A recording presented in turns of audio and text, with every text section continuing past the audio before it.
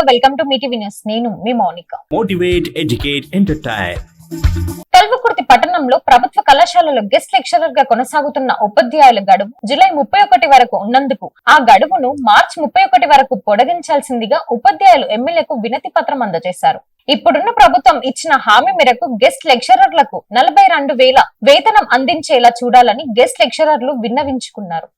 ఈ రోజు మేము 1654 మంది గెస్ట్ లెక్చరర్స్ గవర్నమెంట్ జూనియర్ కాలేజీల్లో వర్క్ చేస్తున్నాం.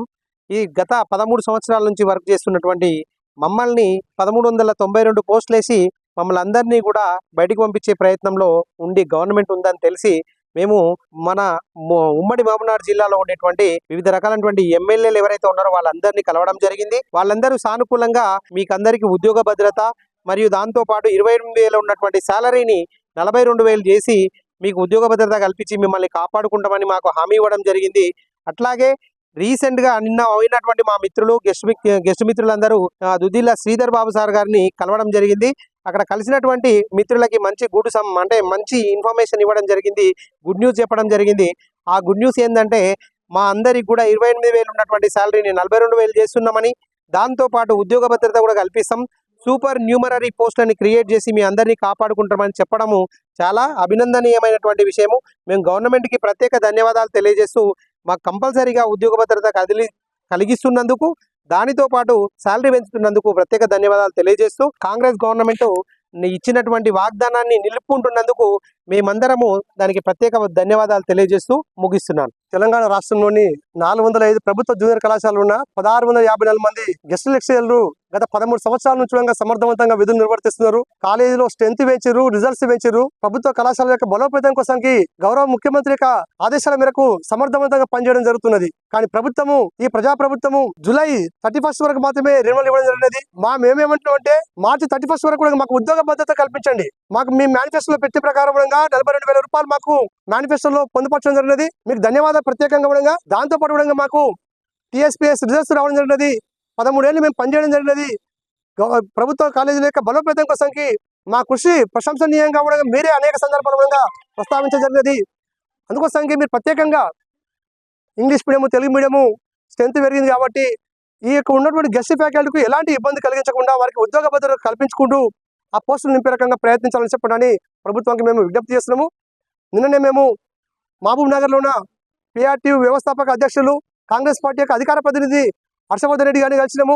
దేవరకద్ర ఎమ్మెల్యే మధుసూదన్ రెడ్డి గారిని కలిసినాము. అదేవిధంగా మహబూబ్ నగర్ ఎమ్మెల్యేగా ఉన్నటువంటి ఎన్ఎం శ్రీనివాస్ రెడ్డి గారిని, మక్తల్ ఎమ్మెల్యే వాకాటి శ్రీహరి గారిని కలిసి వారికి విజ్ఞాపన పత్రాలుగా ఇవ్వడం జరిగినది. మా సంఘం యొక్క ఆధ్వర్యంలో ఉన్న ఉమ్మడి పాలమూరు జిల్లా సంబంధించిన సభ్యులు మొత్తంగా వారికి విజ్ఞాపన పత్రం ఇవ్వడం జరిగినది. మా సమస్య బర్నింగ్ ఇష్యూగా మారిపోయింది. ఇప్పుడు ఈ సమస్య పరిష్కారం కోసం ప్రభుత్వమే ఒక దురదృష్టితోటి ఆలోచించేసి ఇన్ని సంవత్సరాలు 13 సంవత్సరాలు సేవలు చేసింది కాబట్టి 13 సంవత్సరాలు సేవలు చేసినటువంటి వారికి ఎలాంటి ఇబ్బంది కలిగించకుండా వారిని కళాశాలలోనే కొనసాగించుకుంటూ కొత్త పోస్టులు నింపే రకంగా ప్రయత్నం కొనసాగించాలని మేము కోరుకుంటున్నాము. నిన్న కూడా మా సంఘానికి సంబంధించిన వ్యక్తులు, మిత్రులు శ్రీధర్ బాబు గారిని కూడా కలవడం జరిగినది. వారు కూడా ఖచ్చితంగా మేము న్యాయం చేస్తాము, మేనిఫెస్టోలో పెట్టిన ప్రకారము కాంగ్రెస్ పార్టీ మాట ఇస్తే తప్పదు, కాంగ్రెస్ పార్టీ ఇచ్చే మాట ప్రకారము మేనిఫెస్టోలో పెట్టే ప్రకారము 42,000 రూపాయలు ఖచ్చితంగా మీకు అందిస్తామని చెప్పండి విజ్ఞప్తి చేయడం జరిగినది. అదే రకంగా మీకు ఉద్యోగ భద్రత కలిగింపజేసి మీకు సూపర్ న్యూమరీ పోస్ట్ క్రియేట్ చేసినా సరే మీకు ఖచ్చితంగా మిమ్మల్ని కాపాడుకుంటామని చెప్పండి వారు చెప్పడం జరిగినది. ఆ దిశన అడుగులు వేయాలని చెప్పండి మేము విజ్ఞప్తి చేస్తున్నాం.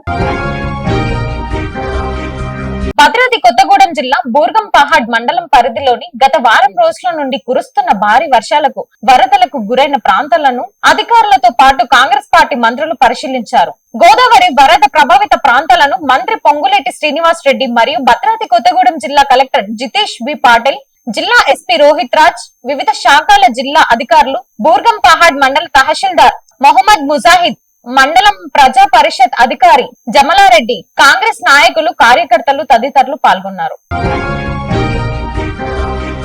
రంగారెడ్డి జిల్లా షేర్లింగంపల్లిలో అక్రమ నిర్మాణం ఏట పరిస్థితి ఉపేక్షించవద్దని, వాటిపై కఠిన చర్యలు తీసుకోవాలని షేర్లింగంపల్లి జోనల్ కమిషనర్ ఉపేందర్ రెడ్డి ఆదేశించారు. సోమవారం జరిగిన ప్రజావాణి కార్యక్రమంలో ఆయన మాట్లాడుతూ వీటిపై పర్యవేక్షణ చర్యలకు గాను సర్కిల్ కు 1 చొప్పున బృందాన్ని నియమిస్తున్నట్లు పేర్కొన్నారు. అనుమతులకు భిన్నంగా నిర్మించే అక్రమ నిర్మాణాలకు నేల కూల్చాలని ఆదేశించారు. ఎప్పటికప్పుడు పత్రాలను సమర్పించాలని, వేగవంతం చర్యలు తీసుకునేలా అధికారులు కృషి చేయాలని స్పష్టం చేశారు. పారిశుద్ధ్య నిర్వహణ పనులకు మరింత పటిష్టంగా చేపట్టాలని, ఎప్పటికప్పుడు చెత్త, ఇతర వ్యర్థాలను తొలగించాలని ఆదేశించారు. మాల్స్, సినిమా థియేటర్స్ లలో పార్కింగ్ ఫీజులను వసూలు చేసే విషయంపై అధికారులు పర్యవేక్షణ చేపట్టాలన్నారు. షేర్లింగంపల్లి జోనల్ కార్యాలయంలో మధ్యాహ్నం అధికారులతో సమీక్ష సమావేశం నిర్వహించారు.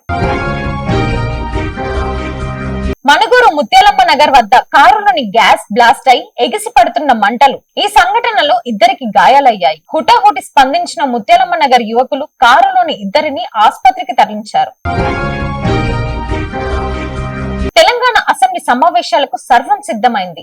3 అంచెల భద్రతతో ఈ సమావేశాలు కొనసాగనున్నాయి. ఈ రోజు నుంచి శాసనసభ సమావేశాలు మొదలవుతుండగా బుధవారం నుంచి శాసన మండలి సమావేశాలు ప్రారంభమవుతాయి.